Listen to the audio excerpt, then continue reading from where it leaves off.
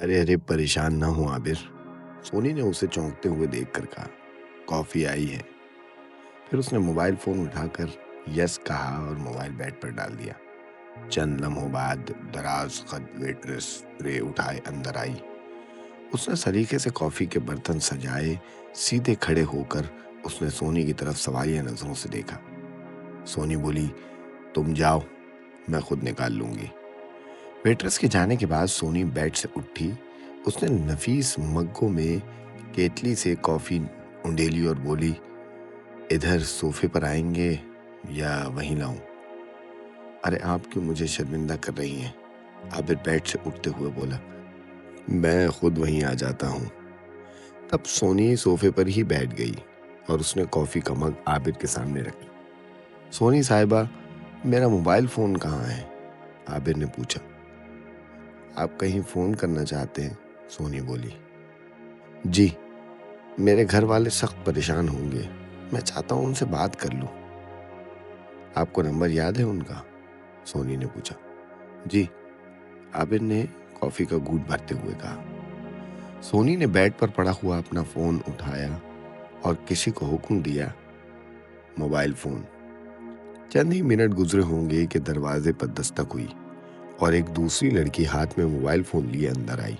اس نے موبائل سونی کے حوالے کیا اور خاموشی سے واپس چلی گئی۔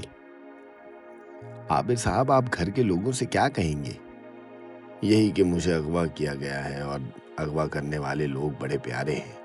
تاوان لینے کے بجائے میرا تاوان دیا گیا ہے اور مجھے ایک VIP روم میں رکھا گیا ہے۔ عابر نے ہنستے ہوئے کہا۔ اس کا مطلب ہے کہ ہمیں رسوا کر کے چھوڑ دیں گے آپ؟ سونی ہنسی۔ اچھا، چلیں آپ ہی بتائیں کہ پھر کیا کہوں؟ آپ کہیں کسی دوست کے ساتھ لاہور گئے ہیں، گھوم گھام کر 1-2 دن میں واپس آ جائیں گے۔ سونی نے مشورہ دیا۔ انہیں یہ باور کرانا ہے کہ آپ جہاں ہیں بخیر ہیں۔ چلیں نمبر بولیں۔ عابر نے اس کی بات سمجھ کر نمبر بتایا۔ سونی نے نمبر ملا کر فون عابر کے حوالے کر دیا۔ کان سے لگاتے ہی ادھر سے سائمہ کی آواز آئی، ہیلو آپ ہی، میں عابر بول رہا ہوں۔ عابر، تم 3 دن سے کہاں ہو؟ امی ابو سخت پریشان ہیں۔ آپ ہی، میں اس وقت ایک دوست کے ساتھ لاہور میں ہوں، 1-2 دن بعد واپس آ جاؤں گا، پھر آ کر تفصیل بتاؤں گا۔ امی ابو سے کہنا کہ میں بخیریت ہوں، پریشان نہ ہو، ٹھیک ہے؟ عابر نے بتایا۔ ٹھیک ہے۔ اس سے قبل کہ وہ کوئی اور بات کرتی، سونی نے اس کے ہاتھ سے موبائل فون لے لیا۔ اسی وقت دروازہ کھلا اور کوئی شخص بغیر دستک دیے اندر آیا۔ اس شخص کو وہاں دیکھتے ہی سونی کی پیشانی پر سلوٹیں پڑ گئیں۔ پھر فوراً ہی اس نے اپنے چہرے کا تاثر بدل لیا۔ وہ سنجیدہ ہو کر شاہانہ انداز میں بیٹھ گئی۔ آنے والا شخص سیکیورٹی افسر سمندر خان تھا۔ وہ ایک لئیم شئیم جثے کا چاق و چوبند خوبرو شخص تھا، لہٰذا وہ سونی کے باروب ہو کر بیٹھنے پر قطعاً متاثر نہ ہوا اور قریب آ کر بولا، آپ کو صاحب نے بلایا ہے۔ اچھا، ٹھیک ہے۔ سونی نے یہ بات کچھ اس انداز میں کہی جیسے کہا ہو، میں نے سن لیا ہے، اب دفع ہو جاؤ۔ سمندر خان فوراً واپسی کے لیے مڑا اور بے تاثر چہرے کے ساتھ کمرے سے نکل گیا۔ اس کے جانے کے بعد سونی بھی کھڑی ہو گئی۔ اس نے عابر کی طرف مسکرا کر دیکھا، دونوں موبائل فونز اٹھائے اور بغیر کچھ کہے کمرے سے نکل گئی۔ باہر نکل کر سونی نے اپنا موبائل فون آن کیا اور بولی، آپ کہاں ہیں سر؟ ادھر سے جواب آیا لیکن روکھے انداز میں، میں اپنے کمرے میں۔ ٹھیک ہے، میں 2 منٹ میں پہنچ رہی ہوں، سونی نے کہا اور تیز تیز چلنے لگی۔ ڈاکٹر اعتبار کے اس روکھے انداز سے اندازہ ہو گیا تھا کہ کوئی نہ کوئی گڑبڑ تو ہو گئی ہے۔ سونی کو یہ بات اچھی طرح پتا تھی کہ عابر کے کمرے میں جدید ترین کیمرہ نصب تھا۔ تصویر کے ساتھ ساتھ سرگوشی میں کی جانے والی گفتگو تک صاف اور واضح انداز میں ریکارڈ کی جا سکتی تھی۔ لہٰذا سونی نے اپنے ذہن میں عابر سے کی جانے والی تمام گفتگو ریوائنڈ کر کے سوچنا شروع کر دیا۔ تب اسے احساس ہوا کہ کئی جگہ اس نے غیر محتاط گفتگو کی ہے، لیکن وہ ایسی بھی نہ تھی کہ اسے فوری طور پر طلب کر لیا جاتا۔ ڈاکٹر اعتبار رات کو دیر سے سوتا تھا، لہٰذا وہ 2 بجے کے بعد ہی آفس آتا تھا۔ اور ابھی 12 بجے تھے۔ وہ سوچنے لگی کیا کہیں سمندر خان نے کوئی ہاتھ دکھایا ہے؟ یہ بھی ہو سکتا ہے کہ جس طرح وہ سوچ رہی ہے اس طرح کی کوئی بات ہی نہ ہو، کوئی اور ہی ارجنٹ معاملہ ہو۔ دروازے پر کھڑے گارڈ نے اسے دیکھتے ہی دروازہ کھول دیا۔ وہ چہرے پر مسکراہٹ بکھیر کر ڈاکٹر اعتبار کے شاندار کمرے میں داخل ہوئی۔ ڈاکٹر اعتبار دائیں جانب اپنی آرام دہ کرسی پر پیچھے کی طرف جھکا نیم دراز تھا۔ وہ بغیر کچھ کہے سونی کو اپنی جہاندیدہ نظروں سے دیکھ رہا تھا، یہاں تک کہ سونی اس کے سامنے کرسی پر براجمان ہو گئی۔ ڈاکٹر اعتبار 40-45 سال کا وجیح شخص تھا۔ اس کے چہرے پر معصومیت تھی جو اس کے چہرے کی نمایاں خوبی تھی۔ وہ ایک پھرتیلا شخص تھا۔ اس کے بائیں جانب کئی ٹیلی فون رکھے تھے۔ میز پر 3 موبائل فون قرینے سے سجے ہوئے تھے۔ سر، آپ نے مجھے بلایا؟ سونی نے مؤدبانہ انداز میں کہا۔ سونی افتخار، آپ کو کیا ہو گیا ہے بھائی؟ ڈاکٹر اعتبار کا لہجہ اکھڑا ہوا تھا۔ کوئی غلطی ہو گئی ہے سر مجھ سے؟ سونی فکر مند ہوئی۔ میں نے ابھی روم 2 کو اسکرین پر دیکھا۔ یہ آپ نے کیا کیا؟ اس لڑکے کے گھر والوں سے کیوں بات کرا دی؟ ڈاکٹر اعتبار نے اس پر فرد جرم عائد کیا۔ سر، میں نے نئی سم سے بات کرائی ہے اور وہ سم موبائل سے نکال دی، سونی نے وضاحت کی۔ جانتا ہوں، ڈاکٹر اعتبار نے اسے دیکھا، لیکن بات کرائی ہی کیوں بھائی؟ سر، وہ بہت پریشان تھا، آپ نے اس کا خیال رکھنے کو کہا تھا۔ یہ مشکل سے 1 منٹ کی گفتگو تھی اور اس نے وہ کہا جو میں نے اسے بتایا۔ سونی نے مزید وضاحت کر دی۔ آپ کو مجھ سے اجازت لینا چاہیے تھی، ہے نا؟ آپ نہیں جانتی کہ ہمارے ہاتھ سے ترپ کا ایک پتا نکل گیا، ڈاکٹر اعتبار نے سرزنش کے انداز میں کہا۔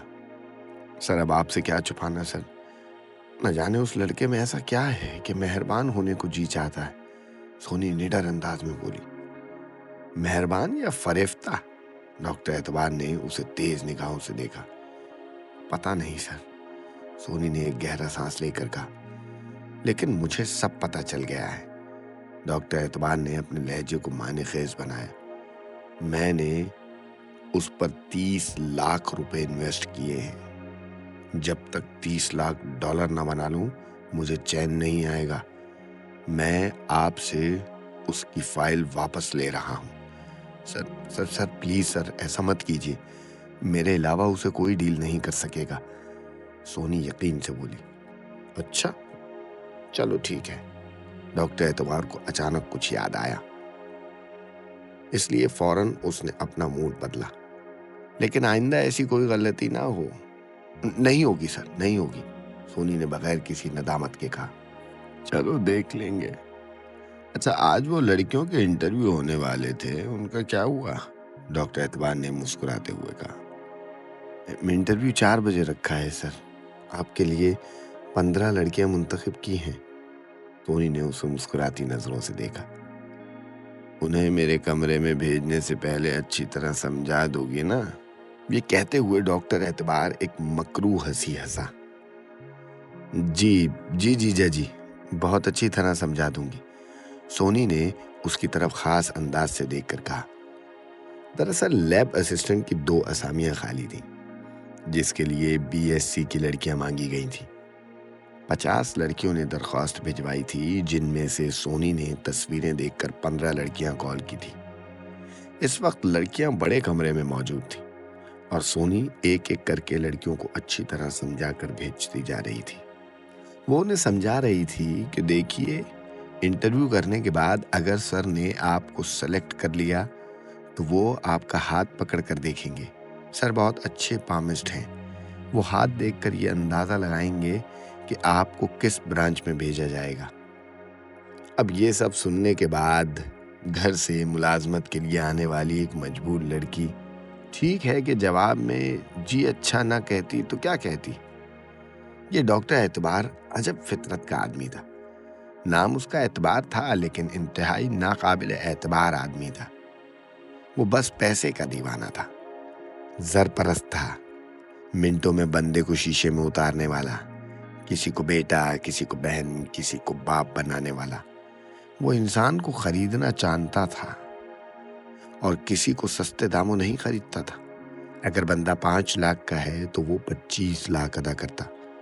اگر کوئی 200 گز کے مکان پر راضی ہو سکتا تھا تو وہ اسے جان بوجھ کر 1000 گز کا بنگلہ عطا کرتا۔ اگر کوئی بکنے کو راضی نہ ہوتا تو وہ اس کے گرد ایسا جال بنتا کہ وہ شخص نکلنے کے لیے گھٹنے ٹیکنے پر مجبور ہو جاتا۔ اس کے نزدیک ہر شخص کی کوئی نہ کوئی قیمت تھی اور وہ اس کی قیمت سے 5 گنا زیادہ دینے کا عادی تھا۔ وہ اسے اپنی انویسٹمنٹ سمجھتا تھا۔ 1 پر 5 دے کر 10 کمانے کا عادی تھا۔ ایک زمانے میں اسے سائیکل بھی میسر نہ تھی، اب اس کے پاس ذاتی ہیلی کاپٹرز اور پلین موجود ہیں۔ کیونکہ وہ خود زر پرست آدمی تھا، اس لیے اس کی زر والوں میں دوستی بھی تھی۔ سیاست دانوں کو وہ مٹھی میں رکھتا تھا۔ پرنٹ اور الیکٹرانک میڈیا کے کئی بڑے اس کے زر خرید تھے۔ بنیادی طور پر وہ ایک سائنسدان تھا۔ اس نے انسانی دماغ پر خاصا کام کر لیا تھا، اور یہ کام اس نے انسانی بہبود کے لیے نہیں کیا بلکہ انسان کو نقصان پہنچانے کے لیے کیا تھا۔ اس کی اس منفی ریسرچ کے لیے ایک بڑا ملک اس پر ہمہ وقت ڈالر کی بارش کرنے کے لیے تیار رہتا تھا۔ ڈاکٹر اعتبار نے پورے ملک میں لیبز قائم کر رکھی تھی، کئی اسپتال کھول رکھے تھے۔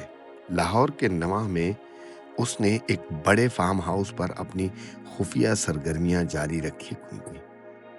منفی تحقیق کے علاوہ زر والوں کے لیے ایک گوشہ عیش مختص کر رکھا تھا۔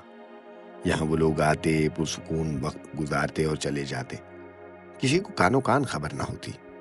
ڈاکٹر اعتبار نے آرزو کے گھر کے ویڈیو کلپس دیکھ کر عابر کو اپنے کام کے لیے منتخب کر لیا تھا۔ ڈاکٹر اعتبار نے یادوں کے حوالے سے خاصا کام کیا تھا۔ اسے معلوم تھا کہ انسان جب چاہے اپنی یادوں کو ریوائنڈ کر کے دیکھ سکتا ہے۔ وہ ایک ایسی چیز ایجاد کرنا چاہتا تھا جس کے ذریعے انسانی ذہن میں محفوظ یادوں کو ریکارڈ کر سکے اور ان مجرمانہ یادوں کے ذریعے اسے بلیک میل کر کے اپنا کام نکالا جا سکے۔ ڈاکٹر اعتبار کے اس پروجیکٹ میں ایک طاقتور ملک ضرورت سے زیادہ دلچسپی رکھتا تھا۔